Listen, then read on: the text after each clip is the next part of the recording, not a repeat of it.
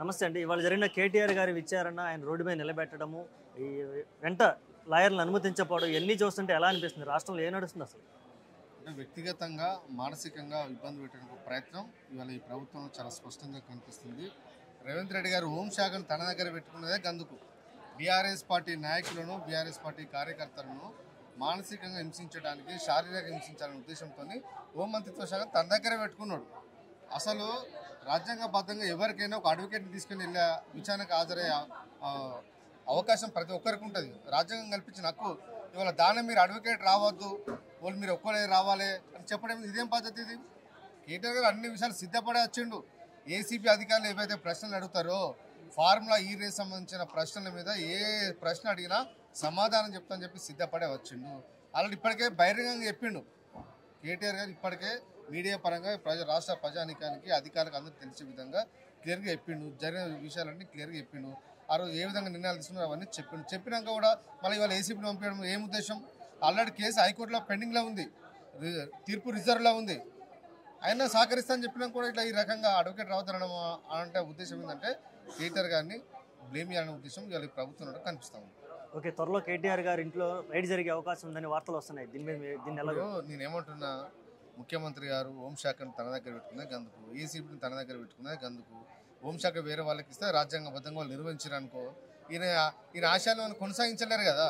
వేరే మినిస్టర్ అయ్యిండు అనుకో, హోంమంత్రి ఈయన దగ్గర కాబట్టి ఇలా ఎవరిని అరెస్ట్ చేయడం వాళ్ళు అరెస్ట్ చేస్తారు అధికారులు. ఎవరైనా కేసు బుక్ అంటే వాళ్ళు బుక్ చేస్తారు. వేరే వాళ్ళ దగ్గర ఉంటే రూల్స్ రెగ్యులేషన్స్ అని పాటిస్తారు. కాబట్టి ఈయన చెప్పిన నిర్ణయాలు తీసుకోవాలనే ఉద్దేశంతోనే ముఖ్యమంత్రి గారు హోంశాఖను తన దగ్గర పెట్టుకుని 1 year అయినట్టు తన దగ్గర పెట్టుకునే ఉద్దేశం కూడా అందుకే. రాష్ట్రంలో చాలా సమస్యలు ఉంటే కేవలం కేటీఆర్ గారిని, అలాగే హరీష్ రావు గారిని, కేసీఆర్ గారిని టార్గెట్ చేయడం ఎలా అనిపిస్తుంది? కేసీఆర్ గారి కుటుంబ సభ్యులను ప్రజల్లో చురుకున చేయాలనే ఉద్దేశం ఇలా స్పష్టంగా కనిపిస్తుంది. ఎందుకంటే కేసీఆర్ గారి కుటుంబం నిరంతరం ప్రజల కోసం ప్రజా సమస్యలను, ఇవాళ ఈ ప్రభుత్వం చేస్తున్న తప్పులను ప్రజాక్షేత్రంలో ఇవాళ ఎండగడుతూ ఉన్నారు, ప్రజలకు వివరిస్తూ ఉన్నారు, ప్రజల వచ్చి వీళ్ళని కలుస్తూ ఉన్నారు. ఇవాళ మంత్రుల దగ్గరికి ఎవరు ఓట్లేదు, నిత్యం ప్రజలు కేటీఆర్ గారి దగ్గరికి, హరీష్ రావు గారి దగ్గరికి, వీళ్ళ దగ్గరికి వస్తున్నారు. కాబట్టి వీళ్ళని ఎట్లా లేసి ప్రజల లోపల వీళ్ళను చురుకునేయాలనే ఉద్దేశంతో ఇలా ప్రభుత్వం అధికారులు ఈ రకంగా వివరిస్తూ ఉన్నారు. ఓకే అండి, thank you so much. BRS హవా తగ్గిస్తాను, కేటీఆర్ బ్రాండ్ తీసేస్తానన్న మాటలు, వ్యాఖ్యలను చూసి ఇప్పుడు ఇవన్నీ కేటీఆర్ బ్రాండ్, కేసీఆర్ బ్రాండ్ కాదు. నీ బ్రాండ్ ఏమున్నదో నువ్వు చూసుకో. గుంపు మేస్త్రి, నీ బ్రాండ్ తెలంగాణ ఉద్యమాలలో ఎక్కడున్నావు నువ్వు? ఈ రోజు తెలంగాణలో ఈ రోజు కేసీఆర్ కేటీఆర్ బ్రాండ్ తీసేంత చిట్టినాయుడికి అంత లేదు దమ్ము. మాట్లాడే వాళ్ళని ఎదుర్కోమని ఫస్ట్ ఎందుకు లోపల తీసుకొని ప్రశ్నించలేదని మేము అడుగుతున్నాం. ఈ రోజు రేవంత్ రెడ్డిని ఎందుకు తీసుకోపోలేదు? 45 నిమిషాలు నిలబడ్డాడు. నీ ఇంటి ముంగడ కాదు, నువ్వు ఎక్కడైతే చెప్పినావో అక్కడికి వచ్చాడు.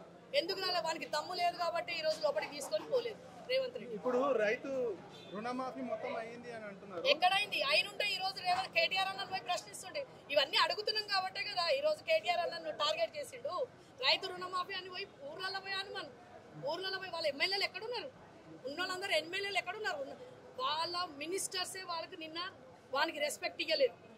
నిన్న మీరు మీడియా కాబట్టి మీకు చెప్తున్నా, అది మళ్ళీ మార్క్ చూపిస్తున్నారు. అంటే వీనికే 4 మంత్రులు రెస్పెక్ట్ ఇవ్వకపోతే మాట్లాంటి ప్రజలము మేము బీఆర్ఎస్ లో దమ్మెత్తుకొని అంటే గల్ల ఎగరేసుకొని చెప్పేది ఏంటంటే ప్రగతి పదంలో తీసుకుపోయిన బాపు కేసీఆర్ సైనికులు మేమెందుకు ఇస్తాము, కేటీఆర్ అన్న ఎందుకు ఇస్తాడు? వానికి మర్యాద అనేది లేదు. వానికి అసలు ఆ సీఎం పదవికే అంటారు కదా వాల్యూ లేకుండా చేసిండు. శాఖల విస్తరణ చేయకుండా కేసీఆర్ వచ్చిన తర్వాతనే సీఎం పదవికి వాల్యూ ఉంటుంది. శాఖల విస్తరణ చేయకుండా అన్ని ఆయన చేతుల్లో పెట్టుకోవడానికి గల కారణం ఏంటంటారు? ఏంది శాఖల విస్తరణ చేయకుండా? శాఖల విస్తరణ వాడే కదా గుంపు మేస్త్రి అన్ని హోమ్ మినిస్టరే ఆడైనప్పుడు వానికి హోమ్ మినిస్టర్ లేరు, విద్యాశాఖ. ఈ రోజు వానికి టార్గెట్ చేయమని చెప్పండి. 52 మంది గురుకులాలలో పిల్లలు చనిపోయారు, దాని మీద టార్గెట్ చెయ్యి. వాళ్ళ ఇంటికి అల్లు అర్జున్ది కేసులో ఒక లేడీ చనిపోతే ఇంత అది చేసినావు. ఇంతమంది 52 మంది బీసీ అంటే అంటారు కదా, అంటే గరీబ్ వాళ్ళు చచ్చిపోయిన వాళ్ళకి ఏమన్నా ఇచ్చిండా? ఇప్పటి వరకు ఆ పిల్లల వాళ్ళ ఫ్యామిలీకి పోయి ఏమన్నా ఇచ్చిండా? ఒక 5 లక్షలు 25 లక్షలు ఇవ్వాలి. అది 25 లక్షలు ఏదన్నా కుటుంబానికి ఇచ్చిండా వాడు? ఇవన్నీ ఎవరు అడగాలి? లగచర్య దాంట్లో అయిన వాళ్ళకి మన కుటుంబాలకు ఇచ్చిండా? ఈ రోజు హైడ్రాలో 7,000 మంది ఇండ్లు కూలగొట్టిండు. అవన్నిటికీ నష్టపరిహారం ఇచ్చిన గుంపు మేస్త్రి నువ్వు. ఈ రోజు కేటీఆర్ అన్న టార్గెట్ ఎందుకు చేస్తారో? వానికి చేతగాన అసమర్థత పాలన కాబట్టే ఈ రోజు కేటీఆర్ అన్నను దమ్మున్న మొగోడు కాబట్టే ఆయన ఎదుర్కోలేకపోతున్నాడు గుంపు మేస్త్రి. ఇప్పుడు టీఎస్ నుంచి టీజీకి మార్చినారు. దానికి కొన్ని వేల కోట్లు ఖర్చు పెట్టిండు. అది 1000 ఖర్చు కాలేదు. అన్ని 100 కోట్లకే పోయినాయి, అన్ని 1 బ్యాగ్లకే పోయినాయి. టీఎస్ టీజీ అని అంటున్నారు చూడు, ఇవన్నీ ఒట్టి పిచ్చి మాటలు.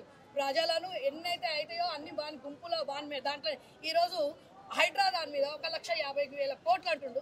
ఎక్కడ పోతున్నాయి అవన్నీ? శవాల మీద చేస్తాడు వీడు.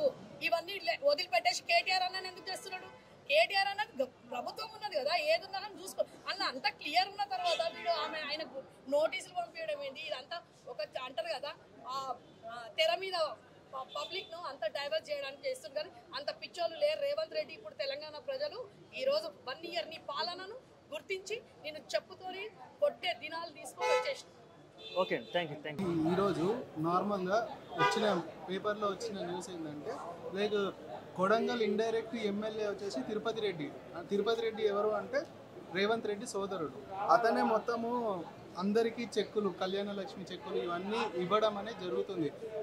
మిగతా అక్కడున్న పబ్లిక్ పార్టీ ఉంటారు కదా ప్రజాప్రతినిధులు, వీళ్ళని ఎవరిని పిలవకుండా ఇవ్వడం అనేది జరుగుతుంది. దీనిపైన మీ అంటే ప్రోటోకాల్ ఏమీ పాటించట్లేదు. నేను ఏమంటున్నా అంటే వాడు తిరుపతి రెడ్డి అనేటోడు వాడు ఏదో షాడో సీఎం తీరు, షాడో ఎమ్మెల్యే తీరు అక్కడ కొనగల్ నివసిస్తూ. ఇక్కడ చూడండి, భారత రాజ్యాంగం మీద ఏమైనా విశ్వాసం ఇట్లా ఉంటే ఈ కాంగ్రెస్ పార్టీకైనా కానీ, రేవంత్ రెడ్డికైనా కానీ, తిరుపతి రెడ్డికైనా కానీ ప్రోటోకాల్ ప్రకారం అక్కడ ఉన్నటువంటి ఎంపీటీసీలైనా కానీ, జెడ్పీటీసీలు అయినటువంటి అక్కడ ఉన్న సర్పంచ్లు ఉన్నా కానీ వాళ్ళ చేతుల మీదకించి ఇవ్వాలి. అంతేగాని ఈ భారత రాజ్యాంగం మీద నమ్మకం లేకుండా ప్రోటోకాల్ నిర్వహించకుండా shadow CM minister Revanth Reddy బిడ్డ ఖబర్దార్ రేవంత్ రెడ్డి గుర్తుంచుకో. ఏదో ఈరోజు మీ అన్న ఏదో సీఎం అంటాని నీవు ఇష్టం వచ్చినట్లుగా నువ్వు అక్కడ చెక్కులు ఇచ్చుకుంటా, ప్రోటోకాల్ ఇచ్చుకొని నీకు ఒక కాన్వాయి, నీకు ఒక పోలీసు వెహికల్ అవసరమా బిడ్డ? వెంటనే తెలంగాణ సమాజం మొత్తం నిన్ను రాబోయే స్థానిక ఎలక్షన్లు కానీ, అదేవిధంగా ఇక్కడ జరిగే మున్సిపల్ ఎలక్షన్ కానీ కాంగ్రెస్ ప్రభుత్వాన్ని పొందబెడతాయి. ఎందుకంటే ఈ తెలంగాణ గడ్డ ఉద్యమాల గడ్డ, ప్రజలందరూ గమనిస్తున్నారు. వీడు ఓన్లీ పరిపాలన చేయడం చేతన అయితే లేదు వీనికి. ఓన్లీ వీళ్ళు ఇప్పుడు ఏమంటాడు, అంతకుముందు కదా ప్రభుత్వంలో కేసీఆర్ గారి ఫ్యామిలీ మొత్తం కేసీఆర్ వాళ్ళది. మరి ఇప్పుడు ఏందిరా మరి ఇది? నీ అన్న ఏం చేస్తున్నాడా? అసలు వాడు ఇవ్వడు ఇంతకు. తిరుపతి అంటోడు ఇవ్వడు. వానికి ఏం అర్హత ఉన్నది అక్కడ చెక్కులు పంపించడానికి? వానికి ఏం రైట్ ఉన్నది? వాడు ఏ పదవిలో ఉన్నాడు అని ఇస్తాడా? అంటే అది అంటే only CM Revanth Reddy family నడిపిస్తుందా తెలంగాణ రాష్ట్రంలో? ఇటువంటి విషయాలల్లో తెలంగాణ సమాజం మొత్తం చూస్తున్నది. వెంటనే తెలంగాణ సమాజం మొత్తము రాబోయే ఎలక్షన్లో కాంగ్రెస్ పార్టీకి, రేవంత్ రెడ్డికి తగిన బుద్ధి చెప్తుంది. ఈరోజు చూడండి, తిరుపతి రెడ్డి ఏమో ఆడ ప్రోటోకాల్ లేకుండా ఇస్తున్నాడు, వాళ్ళ ఇంకో తమ్ముడేమో రియల్ ఎస్టేట్ దందాలు చేస్తున్నాడు. అంటే ఈ తెలంగాణ రాష్ట్రంలో కాంగ్రెస్ ప్రభుత్వం వచ్చిన తర్వాత only CM Revanth Reddy family ఇది నడిపేయాలనుకుంటున్నారు, దందాలు చేయాలనుకుంటున్నా. దందాలు చేయడానికి ఈరోజు ప్రభుత్వం వచ్చిందా?